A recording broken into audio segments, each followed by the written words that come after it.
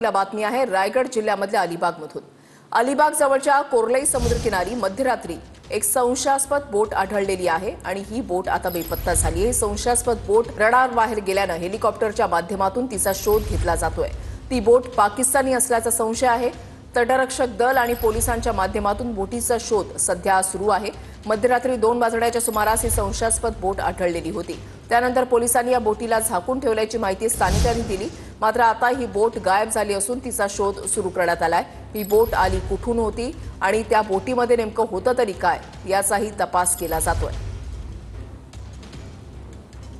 पूर्ण समुद्रावर नाकेबंदी लावली आणि त्यांनी ड्रोन उडवले, पण ड्रोन का हवेचा दाब एवढा असल्यामुळं तो ड्रोन का त्या जागेवर पोहोचू शकला नाही आणि सकाळी पहाटेपर्यंत 4 वाजेपर्यंत पोलीस इकडे बंदोबस्त लावून होते, पण 4 वाजेपर्यंत कुठलाही म्हणजे ती जी लाईट दिसत होती ती लाईट दिसायची पण बंद झाली।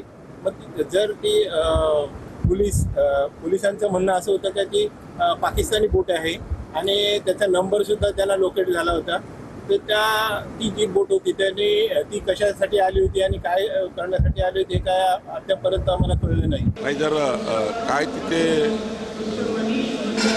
जी काही बोट सापडली त्या बोटीबद्दलची माहिती केंद्र राज्य सरकार या ठिकाणी पूर्णपणे घेत आहे। त्यावर आता आपल्याला चौकशी अंती कळेल। तर अलिबाग जवळच्या कोर्लई समुद्रकिनारी मध्यरात्री 2 वाजण्याच्या सुमारास संशयास्पद बोट आढळली। पोलिसांनी घटनास्थळीच धाव घेऊन या बोटीला झाकून ठेवलेलं होतं। पहाटे 4 वाजल्यानंतर ही बोट समुद्र किनाऱ्यावरून गायब झाली। ही बोट पाकिस्तानी असल्याचा पोलिसांना संशय आहे।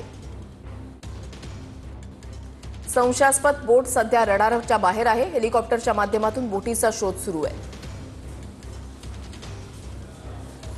सुरुवातीला ड्रोनच्या माध्यमातून पोलिसांनी बोटीचा शोध सुरू केला।